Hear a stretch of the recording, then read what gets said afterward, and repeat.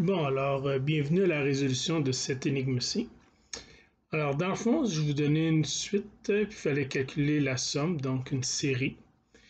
Et la somme, je vais appeler le résultat de la somme S majuscule pour la somme de tout ça. Donc, c'était 1 quart plus 1 16e plus 1 64e plus 1 sur 256 plus 1 sur 4 à la n. Donc, qu'est-ce que je veux dire par 4 à la n? C'est que dans le fond, ce qu'on remarque, c'est le dénominateur est tout le temps multiplié par 4. Donc, chacun des termes est 4 fois plus petit que son terme précédent. Évidemment, on s'aperçoit que déjà un quart, c'est pas grand-chose, hein, c'est 0,25. Ici, c'est pas grand-chose non plus.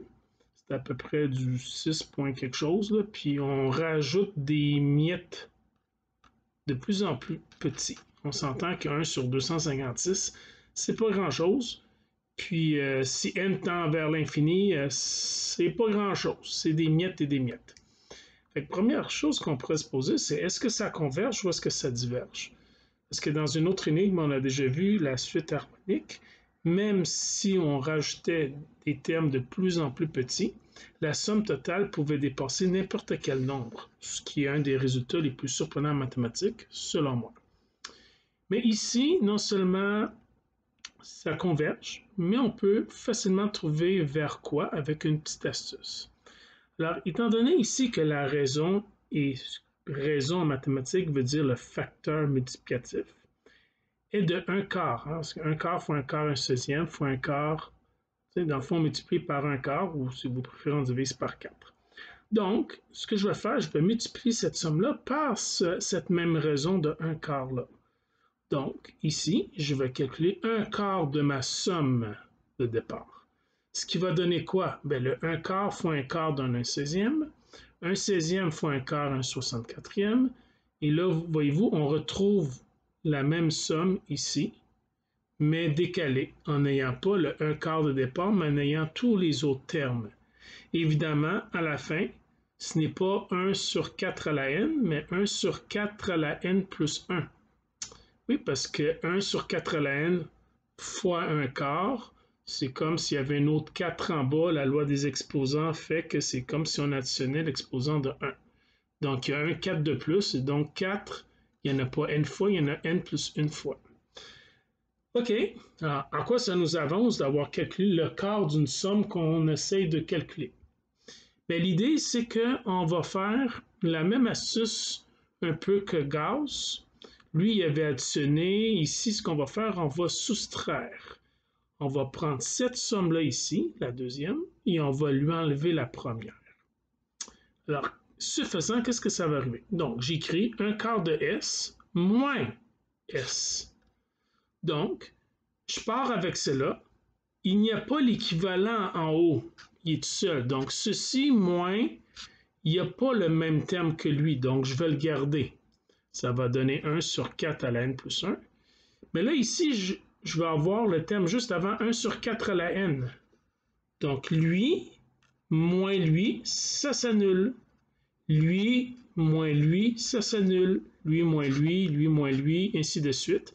Et à la fin, ici, j'ai comme un 0, j'ai rien, puis je dois enlever un quart. Donc, ce que j'ai, c'est ceci, survie. C'est ce que j'ai mis ici. Ici, lui survit, mais avec une négation. Alors, je me ramasse avec ça. Donc, un quart de somme moins la somme, mais ça donne moins 3 quarts de somme. Donc, un quart moins 1, ça donne moins 3 quarts.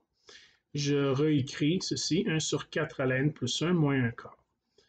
Donc, moi, je veux calculer la somme. Qu'est-ce qu'elle vaut la somme? Bien, je vais donc me débarrasser du moins 3 quarts, qui est un facteur multiplicatif. Hein? Il multiplie le S. Le contraire de multiplier, c'est diviser. Je vais donc diviser de l'autre côté par moins 3 quarts. Et on sait que diviser par une fraction, c'est multiplier par la fraction inverse. Donc, je vais de l'autre côté prendre tout ceci en parenthèse, c'est ce que j'ai fait, et je vais le multiplier par moins 4 tiers, qui est la fraction 3 quarts inversée. OK, parfait. Alors, on continue ici à manipuler à partir d'ici. Et là, ce que je vous ai demandé, c'est que vaut la suite si n, le nombre de termes, tend vers l'infini. qu'est-ce que ça va valoir? Bon, alors, c'est une question très intéressante. Et pour le savoir, on va faire un calcul de limite. Je vais donc calculer le résultat de ceci quand n tend vers l'infini. Le n, donc notre terme n, on veut savoir le résultat à la limite quand il tend vers l'infini, du verbe tendre. Donc, moins 3 quarts, ça reste moins 3 quarts, hein, c'est une constante, il n'y a pas de n ici. Et puis, le n qui est ici, je vais le remplacer par l'infini, ce qui va donner donc moins 3 quarts, ça reste là, fois 1 sur 4 exposant infini plus 1. Et vous, j'ai mis l'infini ici. J'ai remplacé n par l'infini. Moins 1 quart, ça ne change rien. Bon, j'ai encore moins 3 quarts, moins 4 tiers, pardon, je l'ai à l'envers, hein, ça paraît. Fois, 4 exposant l'infini plus 1, c'est comme 4 exposant l'infini. Hein, l'infini plus 1, c'est l'infini. 4 exposant l'infini, c'est méchamment l'infini. C'est très, très, très l'infini.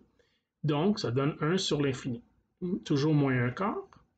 J'ai donc toujours moins 4 tiers fois 1 divisé par l'infini. 1 divisé par un nombre très, très, très, très, très, très, très, très grand, mais ça tend vers 0. Donc, on peut dire que ça donne 0 à la limite. Moins 1 quart. Donc, j'ai toujours le moins 4 tiers fois 0 moins 1 quart, ça donne moins 1 quart. Donc, moins 4 fois 1, moins 4, et 3 fois moins 4, moins 12. J'ai moins 4 divisé par moins 12, qui donne 4 divisé par 12 selon la loi des signes, 2 négatifs dans le positif. Je simplifie en disant par 4 en haut et en bas, ça donne 1 tiers. Incroyable. Le fait d'additionner des termes qui sont des facteurs de 1 quart, on fait des puissances de 1 quart, ça tend vers quelque chose et c'est 1 tiers, précisément. Donc ça, c'est comme la preuve algébrique. Je vous demandais dans l'énigme de me donner une preuve géométrique. Alors, dans les preuves géométriques, c'est souvent plus subtil comme idée, mais ce qui est bien avec la géométrie, c'est que ça parle beaucoup plus parce que c'est visuel, il n'y a pas de calcul, puis c'est convaincant. Il faut juste que, faut trouver la twist. Alors, voici la preuve. Je pars avec un carré. Je vais agrandir ceci. Donc, je pars avec un carré. Et là, donc, voyez-vous, je l'ai séparé en 4 morceaux identiques ici. Et là, je veux séparer tout ça en 4. En 3 personnes, on va dire, pardon. Donc, si je sépare, c'est ça, en 3. Vous allez voir c'est quoi l'astuce. Supposons que je veux séparer le carré au complet en 3. J'aurais pu faire 3 lignes horizontales. J'aurais pu faire ça. Mais regardez ce que je vais faire. Donc, je commence par le séparer en 4. Oui, mais David t'a dit tu veux séparer en 3. Oui, mais regardez l'astuce. Je sépare en 4. Okay? Je me prends un morceau. Donc, ce morceau-là représente le quart du carré total, n'est-ce pas? Un quart. Je donne un morceau à la personne A. Okay? Et je donne un morceau à la personne B. Donc, ces 3 morceaux-là ici ont été partagés en 3 personnes de manière équitable. Donc, mon partage en 3, il est correct. C'est juste qu'il va rester encore ce morceau-là ici. Mais puisque nous sommes 3, ce morceau-là, je ne peux pas le donner à une personne en particulier. Je vais le repartager en 3 en faisant la même astuce. Donc, en recoupant en 4, je vais me donner ce morceau-là. Mais ça, ce morceau-là, c'était ce grand morceau-là qui était le quart, partagé en 4, qui est le 1/16e. Je me donne un 16e, j'en donne un 16e à A, j'en donne un 16e ici à B. Donc, jusqu'à maintenant, on a tous un quart plus un 16e. Et il va me rester le carré ici, qu'il va falloir repartager en 3. Je recoupe en 4, je me donne ce morceau-là qui, dans le fond, est 1/64e, parce que c'est le 1/16e ici. Ça, c'est 1/16e, parce que c'est égal à ça, qui a été partagé en 4, c'est 1/64e. Je prends ce morceau-là, je donne le morceau ici à A, je donne ce morceau-là à B, et ce qui reste ici, ben, je le partage équitablement en 3.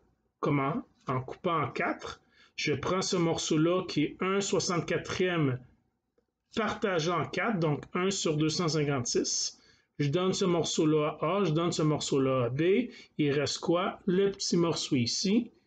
Et ce petit morceau-là, je repartage en 4, je prends un morceau et ainsi de suite. Et ce morceau-là, il est 4 fois plus petit que lui. Et on reconnaît la suite que j'avais. Donc, le 1 quart, plus le 1 16e, plus le 1 64e, plus le 1 sur 256, plus 1 quart exposant n. Si je continue comme ça, tout le carré va avoir passé au complet. Parce que regardez, on s'en va vers du plus en plus petit. Puis si n tend vers l'infini, il ne reste plus rien. Donc, le carré au complet a été partagé équitablement en combien de personnes? En 3. Donc, la somme de ceci, ceci, ceci, ceci, donc qui est notre fameuse série, donne un tiers d'unité. Un tiers. Et voilà, c'est ce qu'il fallait prouver. Alors, merci pour votre patience.